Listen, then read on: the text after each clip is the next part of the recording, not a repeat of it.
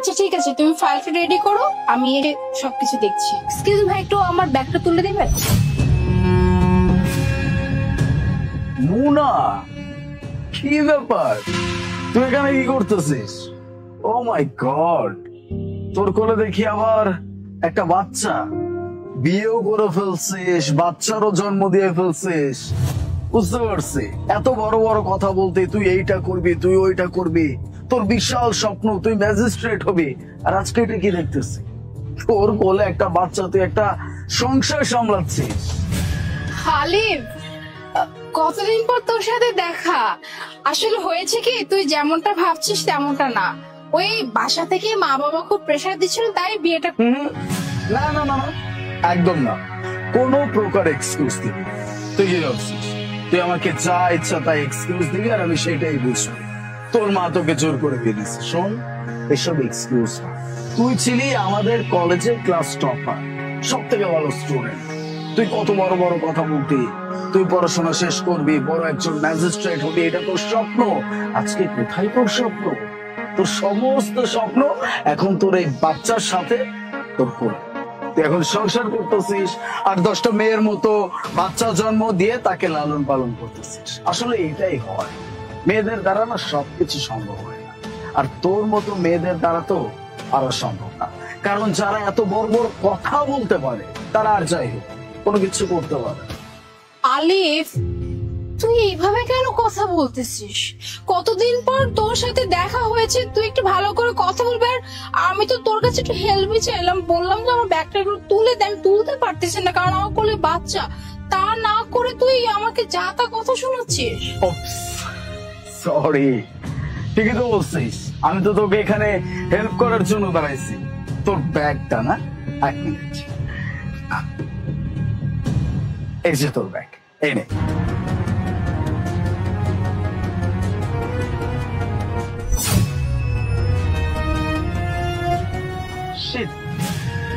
তোর সমস্ত সবজি তো পড়ে গেল, সবকিছু এলোমেলো হয়ে গেছে, একদম তোর স্বপ্নের মতো। কি ব্যাপার আলিফ, এখানে কি হয়েছে? চলে আসছো? বাই দ্য ওয়ে, তোমার সাথে পরিচয় করিয়ে দেই। মিট মাই ক্লাস ফ্রেন্ড, মানে আমাদের ক্লাসের টপার ছিল। সে অনেক বড় বড় গল্প ঝাড়ত, অনেক বড় বড় বাতিয়েছে। সে বলতো সে ম্যাজিস্ট্রেট হবে, সে বড় হয়ে অনেক বড় একটা পজিশনে যাবে। আর আজকে দেখো তার অবস্থা। বাকি 8-10টা মেয়ের মতো বিয়ে করে সংসার করতেছে, তার কোলে এখন একটা বাচ্চা, যে বাচ্চাকে সে সামলাচ্ছে। আর হ্যাঁ, এটা আমার ওয়াইফ। আলিফ, একটা মেয়েকে তুমি এভাবে কথা বলতে পারো না। কোনো মেয়ের সাথে কোনো ছেলে এভাবে আচরণ করে না। ঘরে তোমার মা আছে, বোন আছে, আমি আছি। তুমি একটা মেয়ের সাথে এই আচরণ কেন করছো? সামিয়া, তুমি ওকে চেনো না। আরে বাবা, ওর তো অহংকারে মাটিতে পাই পড়তো না। সব সময় এমন একটা অহংকার নিয়ে থাকতো। আসলে ক্লাস টপার বলে কথা, সে একজন ক্লাস টপার ছিল, সব থেকে ভালো স্টুডেন্ট ছিল। দ্যাটস ওয়াই তার অহংকারে মাটিতে কখনো পা পড়তো না। ওই যে বললাম, বড় বড় গল্প ঝাড়তো সবসময়। সে নাকি অনেক বড় একজন ম্যাজিস্ট্রেট হবে। আর আজকে দেখো তার অবস্থা, একটা টিপিক্যাল হাউসওয়াইফ, যে কিনা বাচ্চা জন্ম দিয়ে সেই বাচ্চাকে লালন পালন করতেছে। বাচ্চা জন্ম দেওয়া, শোনো, একটা বাচ্চা জন্ম দেওয়া না এত সহজ না তুমি যেভাবে বলছো। একটা মা হতে হলে অনেক কষ্ট করতে হয়, অনেক পরিশ্রম করতে হয়। তোমরা ছেলেরা না শুধু মুখে এভাবে বলে যাও। আপু, আমি ওর হয়ে আপনার কাছে ক্ষমা চাচ্ছি, ক্ষমা করে দিন। থাক ভাবি, আমার কাছে সরি বলতে হবে না। আসলে হয়েছে কি ভাবি, আমাদের সমাজে কিছু কিছু পুরুষ আছে, ওরা আসলে চায় না যে কোনো একটা নারী সামনের দিকে এগিয়ে যাক। তাই এদের আসলে কোনো মেয়ে মানুষ যদি একটু সামনের দিকে আগায়, তখন আপনার ব্যাপারটা সহ্য হয় না। তাই তখন আর কি তারা যা ইচ্ছে তাই নয় কথা বলে।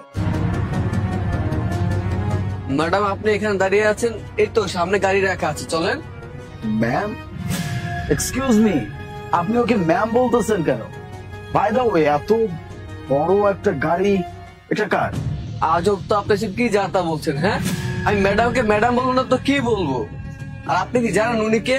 ওনাকে চিনেন না? জেনে না শুনে আপনি একটা মানুষকে উল্টাপাল্টা কথা বলছেন। কে ও? জানতে চান উনিকে? উনি হলেন এই জেলার নতুন ম্যাজিস্ট্রেট। একজন ম্যাজিস্ট্রেটের সাথে কিভাবে কথা বলতে হয় সেটা কি আপনি জানা নাই? ম্যাজিস্ট্রেট? হ্যাঁ, তুই একদম ঠিক শুনেছিস। আর উনি যা বলছে একদম সত্যি কথাই বলেছে। আমি একজন ম্যাজিস্ট্রেট। তুই তো কিছুক্ষণ আগে আমাকে বলতেছিলি যে আমি বিয়ে করে ফেলেছি, বাচ্চা নিয়ে ফেলেছি, লাইফে আসলে কিছুই করতে পারিনি, সব বড় বড় কথা বলতাম, এই করব সে করব। আসলে একটা মেয়ে মানুষ চাইলেই সবকিছু করতে পারে না, একটা মেয়ে মানুষের পথ অনেক কঠিন হয়। হ্যাঁ, এটা ঠিক কথা বলছিস। একটা মেয়ে মানুষের পথ একটা ছেলে মানুষের মতো এতটা সহজ হয় না। একটা মেয়ে মানুষ জীবনে যদি সাকসেস হইতে চায় তাকে অনেক বাধা অতিক্রম করে সাকসেস হইতে হয়। কেননা আমাদের এই সমাজে তো কিছু পুরুষ আছে যারা কিনা আসলে এটা চাই না যে তাদের থেকে কোনো মেয়ে মানুষ এগিয়ে যায়। আমি বিয়ে করে ফেলেছি, আলহামদুলিল্লাহ আমার কোলে একটা বাচ্চাও আসছে, আর আমি না সাকসেসফুল একজন ম্যাজিস্ট্রেট। আমার যেটা স্বপ্ন ছিল, আমি যে স্বপ্ন দেখেছিলাম, বিয়ের পরেও না আমি সেই স্বপ্ন পূরণ করেছি। কারণ কি জানিস, একটা মেয়ে মানুষ যদি চায় সে ঘর বাহির দুটাই খুব ভালোভাবে সামলাতে পারে, কিন্তু একটা পুরুষ চাইলে না সবকিছু করতে পারে না। লাইক ইউ, তোরা তো পারে শুধুমাত্র পিছে থেকে কথা বলতে, মানুষকে নিয়ে সমালোচনা করতে। যাই হোক, তোর সাথে কথা বলে লাভ নাই, তবে তোকে একটা কথা আজকে বলে যাচ্ছি, আজকের পর থেকে কোনো মেয়ে মানুষকে না দুর্বল ভাবিস না, আর কোনো মেয়ে মানুষকে নিয়ে না উল্টাপাল্টা কথাও বলিস না। কারণ একজন মেয়ে মানুষ চাইলে না চাঁদেও চলে যেতে পারে। So minded. আর আশা করি আজকের পর থেকে মেয়ে মানুষকে সম্মান দিতে শিখবি। ভাবি, আমি আসি, ভালো থাকবেন। ম্যাডাম চলেন। ওই মেকানিকটাকে জিজ্ঞেস করি। হ্যাঁ, হ্যালো, এই যে এখানে কাউকে দেখতে পাচ্ছেন, আপনি কি বলতে পারেন কে কোথায় আছে? আলিফ? মানে আমি ভুল দেখছি না তো? মানে তুমি মেকানিকের কাজ করো? মানে এসি মেকানিক? মানে এখানে তুমি এসি ঠিক করতেছো? সিরিয়াসলি? ও মাই গড, তোমাকে যে আমি এভাবে দেখবো কোনদিন এটা আশাই করি নাই। আমি আসলে ও মা, তোমাকে পরিচয় করে দিই, ও হচ্ছে আলিফ, আমার বয়ফ্রেন্ড ছিল, মানে আমাকে পছন্দ করতো। আর তুমি জানো মা, ওর না একটা স্বপ্ন ছিল হিরো হওয়ার। সে নাকি অনেক বড় হিরো হবে, এই দেশের সব থেকে মেগা স্টার হবে। দেখো না এখন কিসের স্টার হয়েছে, এসি মেকানিক। কি বলিস মুনা, এরকম একটা ছেলে হিরো হবে? তা সম্ভব কি করে? কারণ ওর চেহারার ভিতরে তো হিরোর কোনো ভাবই নাই। ওর তো চেহারার ভিতরে শ্রমিক শ্রমিক ভাব। ও হিরো হবে কি করে? আর তুইও না কি যে বলিস না বাবা, বুঝি না আমি কিছু। শেষ হয়েছে তোমার? শেষ হয়েছে, তবে সেটা আমার না, তোমার। কি? ক্যারিয়ার। ঠিক বলছো। যাই হোক, আমার ক্যারিয়ার নিয়ে তোমার এত চিন্তা করতে হবে না। তুমি নিজের ক্যারিয়ার নিয়ে চিন্তা করো, যেটা তুমি অনেক আগেই করছো।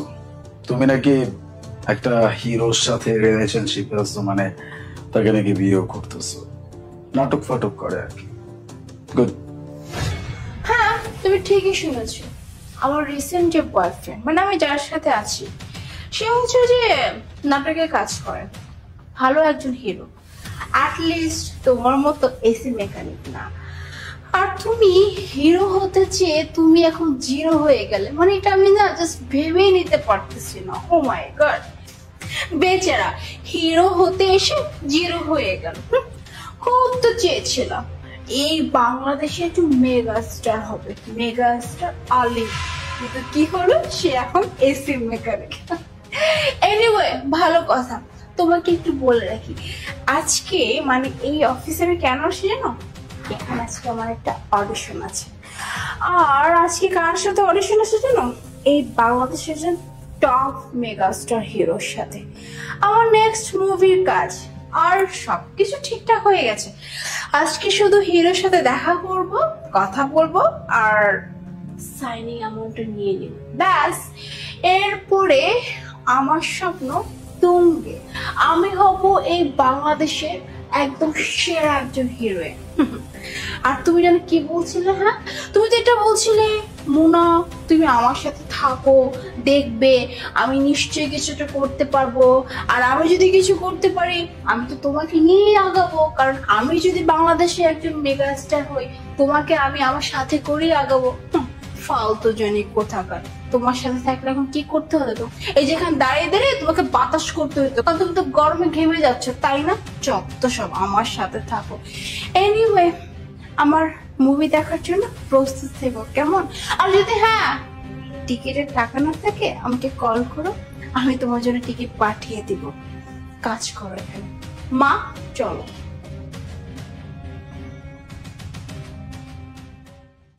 স্যার আপনার অডিশনটা পছন্দ হয়েছে, এখন স্যার একটু আপনার অ্যাক্টিংটা দেখবে সামনাসামনি, তারপর সবকিছু ফাইনাল হবে। স্যার কোথায়? স্যার তো একটু শুটের কাজে ব্যস্ত আছে। শুটে আছে উনি? আচ্ছা, শুট কোথায় হচ্ছে? আমি একটু তার শুট দেখতে চাই। আর দেখুন, এভাবে রিকোয়েস্ট করলে তো আর হবে না, আগে মিটিংটা হয়ে যাক, তারপর না হয় সবকিছু হবে।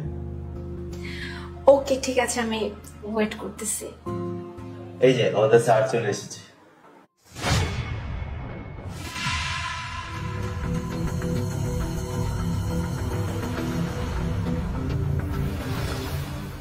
তুমি তুমি এখানে কি করতেছো? আপনি স্যারকে আগে থেকে চিনেন নাকি? হ্যাঁ, ও তো একটা মেকানিক। হ্যাঁ, এসির মেকানিক। আপনাদের এইখানেই তো এসি ঠিক করতেছিল। এখন মাথা ঠিক আছে? আপনি কি বলছেন? উনি তো সেই মেগাস্টার যার সাথে আপনি শুট করতে এসেছেন, আর ওনার সাথেই তো আপনার মিটিংটা হওয়ার কথা। কি? আমি তোমার অডিশন দেখছি, ভালো, বেশ ভালো অ্যাক্টিং করো তুমি। Thank you sir. I am really sorry যে কিছুক্ষণ আগে আমি আপনার সাথে অনেক দুর্ব্যবহার করেছি। বাই দ্য ওয়ে, তুহিন ওনাকে ওনার ক্যারেক্টার বোঝা দিছো? হ্যাঁ, আমি তো জানি যে কোন ক্যারেক্টারের জন্য আমি আমার প্রোফাইলটা সাবমিট করেছিলাম, লিড ক্যারেক্টারের জন্য। সরি, কি বলছেন আপনি? লিড ক্যারেক্টার তো করবে আনিকা। আনিকা?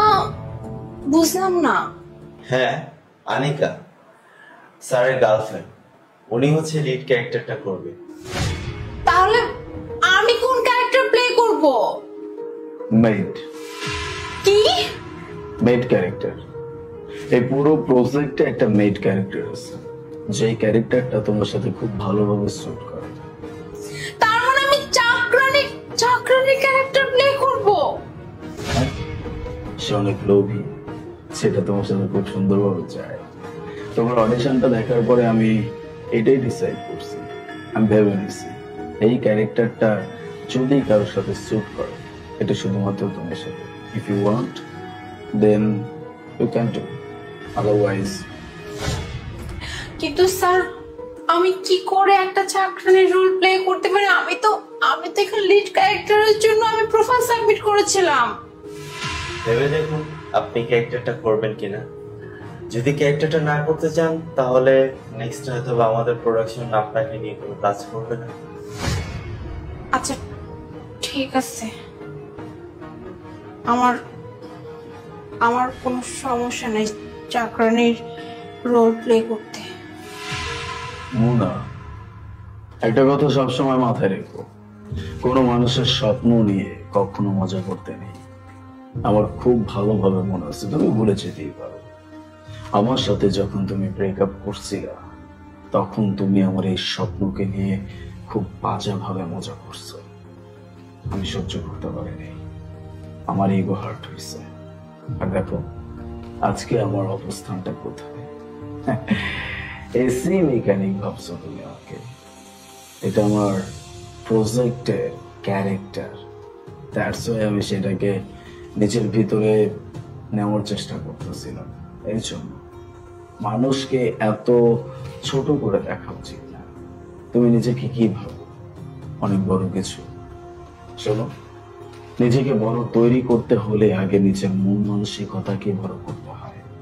তুমি যখন মানুষকে বড় ভাবতে পারবা, যখন মানুষকে সম্মান করতে পারবে, তখন তুমি মানুষের কাছে অটোমেটিক্যালি বড় হয়ে যাবা। নিজে বলে বলে বলে বলে কারো কাছে বড় হইতে হয় না। তোমার কর্ম তোমাকে বড় অবস্থানে নিয়ে যেতে পারে। এই যে দেখো না, আজকে তুমি আমার সামনে দাঁড়ায় আছো শুধুমাত্র আমার একটা প্রজেক্টে মেড ক্যারেক্টার করার জন্য। সময় কখন কাকে কোথায় নিয়ে গিয়ে দাঁড় করায় এটা কেউ বলতে পারে না। যাই হোক, এই ক্যারেক্টারটা তুমি করতে চাইলে করতে পারো, otherwise I have no problem. আমার কাছে অপশনের অভাব নেই। সো স্যার, আপনার শর্ট রেডি, আপনাকে ডাকছে। Sure, by.